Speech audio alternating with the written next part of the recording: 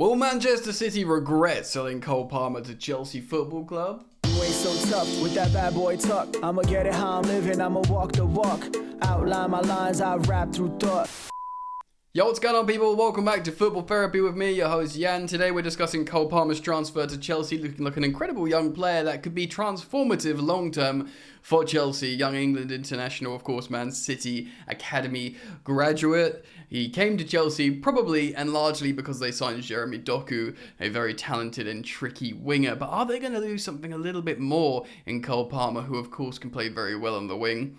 But also as a number 10, he looks like he can offer Chelsea a lot. We're going to talk about that. I'm going to give you an update on Chelsea injuries for those of you who are interested. And it's going to be a lovely video. So I thank you once again for joining me and supporting the content. You're throwing stuff on the floor there. You're of course all welcome to subscribe should you want to. And hit the bell and drop a like. Alright, before we jump into the Cole Palmer scenario, transfer, let's talk about Chelsea's injuries. Of course, Chelsea go into the international break winning 3 games in a row. Bang, bang, bang. Eliminating the muggy little Seagulls from the Carabao Cup. Then winning the Fulham derby. And then putting Burnley to the sword, away on their own patch at Turf Moor. Of course, Burnley had a win previously as well, granted against Luton. But, it's still a good win for Chelsea, scoring 4 goals. Raheem Sterling is simply on fire, having a hand in every single Chelsea goal. Of course, I have reflected on that game in detail in my complete breakdown, which you are welcome to go watch a couple of uploads ago. But of course, Chelsea have injuries, big players. They're slowly drip feeding back into the team. Of course, Malo Gusto will have served his suspension. Jackson's back after serving his suspension. But what's going on with injuries? Well, Jonathan Gorey of Evening Standard, writes this. Chelsea head into the international break off the back of 2 consecutive Premier League wins. While that should reasonably be expected of a team who have spent much, context must be applied. Yes, indeed, there's a real feeling that something is growing under Mauricio Pochettino. Yes, I feel that too. I feel it coming. And my previous upload to this one, I've spoken about how the conversation has changed around Chelsea and Pochettino. And Chelsea were a figure of fun, a laughing stock, and now people have stopped laughing. They're taking Chelsea seriously now. So yes, I would urge you to go watch that previous upload for detail on that, mate. So there's a real sense something's growing, even though there's bumps along the way with such a young team at Pochettino's disposal. The sheer amount of injury problems Pochettino has had to deal with must be taken into account. No matter how much money a club has spent, any team in the world would miss the quality of player Chelsea have been unable to call on this season. So with that in mind, let's look at the injuries. So Cole Palmer. He was forced off to be appeared with a hamstring injury. With no update, this has only been a precaution. Yes, so I didn't even know he came off with an injury, Cole Palmer, so that's news to me. But yeah, it looks like a precaution. Nothing's come out since, and he should be available for the return against Arsenal. Massive return game. I went very high there. Let's try that again. Massive return game after the international break. Arsenal, of course, winning at home against Manchester City. They lost 12 games in a row against City, so it's a huge win for them. Hopefully, we can really destroy the feel-good factor over at the Emirates. Reece James, finally, it seems the club captain, Reece James, will be available for selection. A suspension ruled him up, of course, against Burnley, which he could have made his return. But you feel like after the international break, a full, couple of weeks now of just training, preparing, checking the injury, pray to all your respective gods that we can protect Captain Reece James, that he is not going to be rushed back. That, Malo Gusto, who was serving a suspension, if there's any problem with Reece, just wrap him up and play Malo. I think it's very important. Mykhailo Mudryk, so he was subbed, of course, against Fulham after scoring his first Premier League goal with a minor quad issue. He was available for the win over Burnley and obviously came on and looked quite good, actually. In a very, very limited time, was robbed of an assist, essentially, from Nico Jackson not being able to sort his feet out. So Mudryk should be back as well. Benoit Badiashile, this is an interesting one. The defender is yet to kick a ball this season after a hamstring problem he sustained in pre-season. Badiashile, however, is back in team training and could return. I am very interested to see Benoit Badiashile potentially play. I guess he would play instead of Thiago Silva. So then we'll literally have the Monaco centre-back French pairing of Benoit Badiashile and Axel Disasi. I was thinking of doing a video on Axel Disasi soon, actually doing like a statistical breakdown and how he's actually played in these opening 8 odd games, because he did worry me for a while there, but he seems to be a lot better. So yeah, it'll be interesting to see if he teams up with Benoit and what goes on essentially with Thiago Silva. How long we play this guy who's very old but very good. And is there a time eventually where we need to get some younger legs in there? Romeo Lavia is yet to make his debut following a big money move from Southampton. He got an ankle problem in training and he's undergoing rehabilitation. The potential return date here is in November. Ben Chilwell. Yeah, of course, Ben Chilwell came off with a hamstring injury, vice-captain. He won't be returning until December, so around Christmas. Really, really frustrating, but with Pochettino looking like he very much wants to play Levi Colwill as a left back at the moment, he's very happy to play him a left back as this sort of left footer that's really got a good defensive defense intelligence.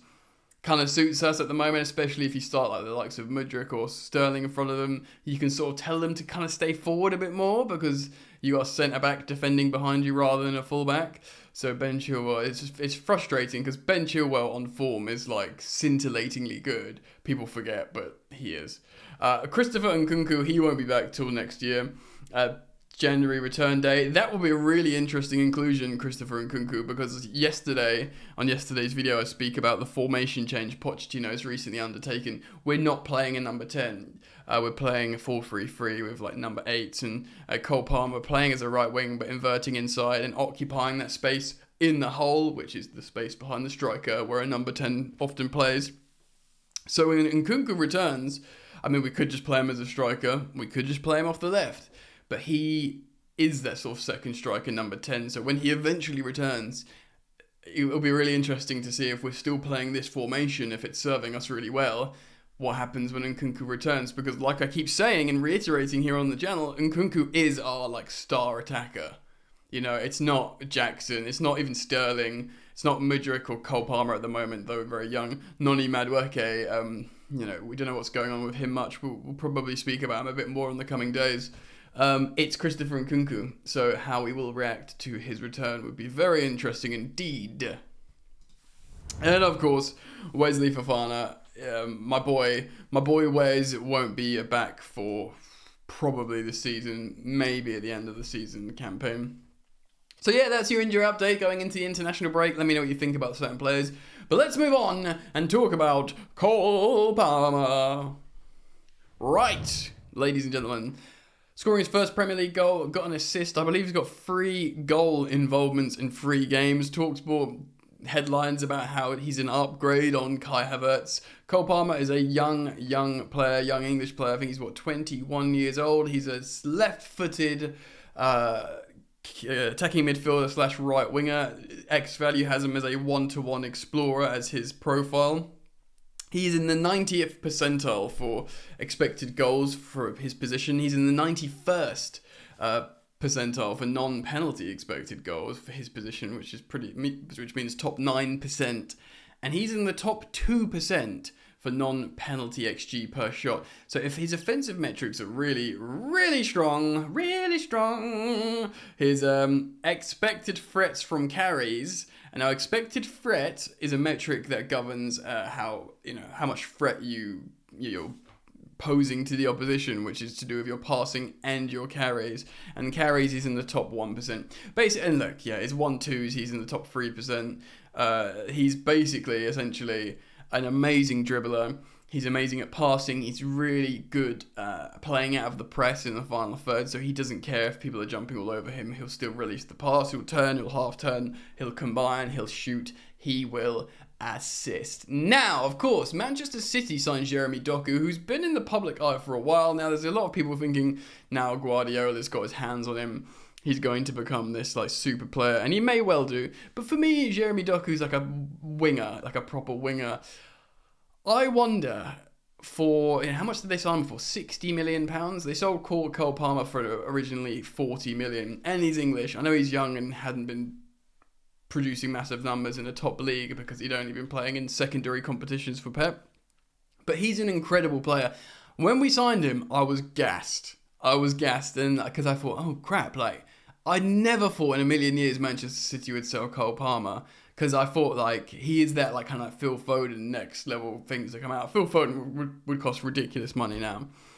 Now, people were sort of shocked but not shocked when Man City sold Raheem Sterling. Sterling was one of Pep Guardiola's most important attackers for so long, and they sold him to us at 27 years old in his prime. But he kind of like wanted to go out to London, and he only had 1 year left on his deal, and we got him for about 47 million quid.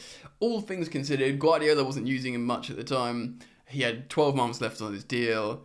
He wanted to leave, so everyone was like, fair enough, it's a good signing for Chelsea, like, you know, and Tuchel was so pleased when we signed Sterling. He was like, as soon as we found out he could be available, we looked at his numbers over the last 5 years, and was like, we absolutely want that in the Chelsea team. And, you know, he's a good character and stuff, and granted the first season he was, like everyone, a bit up and down, but people kind of understood, and kind of, in a way, you can compare them selling us Sterling for 47 million, for us selling them Kovacic for 30 million. I know he was less money, but he's not he doesn't do productivity like goals and assists, and doesn't have, you know, 5 Premier Leagues to his name like Sterling did. And Kovacic also had 12 months left in his deal. He's a year older than Sterling as well, so he's sort of leaving your prime a little bit more. And both of them, you can go, okay, yeah, I can see why they went to the other team. I can see why they were sold to the other team, and I can see why the buying team is very, very happy. You know, everyone kind of wins. Like, it's not like no one's shafted another person. Everyone's just very happy. It's one of those rare instances where both sides are happy with their purchases and sales. Do you know what I mean? Whereas Cole Palmer, I just think it's wild that it's on to us. I'm not saying he should have gone for more money, because how you know 40 million rising up to 45 million depending on add-ons. 40 million for a guy who's an England under 21 international, so he's not full England international, and he has like featured in cups and Champions League. He's got like a Premier League assist, and I know it's hard. It's probably the hardest team to get into in the world as a youngster. So you can't really judge him on that. So, but because of all those things, you couldn't say any more than 40 million. Really, that's a lot of money, and it's pure profit. We all know here as Chelsea followers what pure profit represents on the books when you want to spend a lot of money. Like, that's not amortized; it's straight into your financial records for cash injection. But for us, we wanted a left-footed right winger / number 10. Who is young and fits Project 2030. Tick, tick, tick, tick, tick, tick, tick. And the fact how he's English as well, it's like, you know, homegrown quota. Profile, he's perfect. Age, he's perfect. It's good that he's English for the, you know, like I said, the homegrown quota. And, you know, and Pochettino, the Chelsea sporting directors all believe this guy can be whatever. And I wonder if Manchester City will look back on this and think, because he's a Manc, he's happy to be at Chelsea. He wants his career over, you know, Man City sort of thing, which is understandable. We've got plenty of Chelsea youngsters that are the same, that are Chelsea fans that have gone elsewhere to like play for their careers, because it's your career. You got to like, you know, make money and do well and try and win things. And you know, he probably just thought he's got a much better chance of being a first team player doing well at Chelsea than he has at Man City, and probably believes in what Chelsea's doing. Like, looking at, they're buying good players. They've got a manager in Pochettino that plays young players. You know, Raheem Sterling's gone there and he's like talked me into it. I'm going to go to Chelsea. It's the right decision for me. So I understand why the player has gone, but I just wonder if he develops long-term into this player and starts playing for years and years and years with the likes of Mudryk on the other side, with, you know, Nico Jackson and Broja, or a new striker. You know, of course, Nkunku's 25, so he's a bit more of the senior attacker like Sterling. But, Enzo and Caicedo, both like 21, 22. There's a team there to be built for a long time that he can be just a straight up starter in. Like the long-term plan will be Cole Palmer will be a starter for Chelsea. Noni Madueke will want to try and push him to try and get minutes. And like I said, we probably will talk about Noni in the future. But I wonder if in the long run, they wanted to replace Mahrez. They signed Jeremy Doku, who's an exciting player. But I just wonder if this is a playmaking element of Palmer that Man City might miss. I know a lot of Man City fans were frustrated he was sold. I mean, granted, loads of Chelsea fans were frustrated Mount was sold, but Mount's a few years older. And, we all know the situation with Mount. And after Mount's not really settled. I mean, Man United's a bit of a circus, but he hasn't really settled massively. I just wonder if Palmer will do really well for Chelsea for a long, long time. And if Man City will feel like, not that they've sold a good player, like Sterling, because Sterling was older and he wasn't an academy product, but one of their own, so young in the long term. I just want to pose the question and wonder, will the fans regret that he was been sold to Chelsea? I'd be very interested to find out over time. Like I said, both Man City and Chelsea fans, collectively and respectively, are probably like, fair enough. Raheem Sterling, 47 million, won 5 Premier Leagues in his prime. Yeah, Kovacic, good midfielder, 30 million. He's not going to get you goals or assists, but he's very functional and he's, 28 years old. Like, everyone was happy with those deals, but I want to see how this Cole Palmer story develops. And I wanted to talk about it here. It's my own football therapy session. Let me know what you think about the injuries, where we're going, what you think of Cole Palmer, how things are going to go with that. I'll be very interested to learn your thoughts and feelings and emotions and musings, as always. I appreciate you supporting the content, and I hope to see you back here very soon, my dear sweet friends. Peace.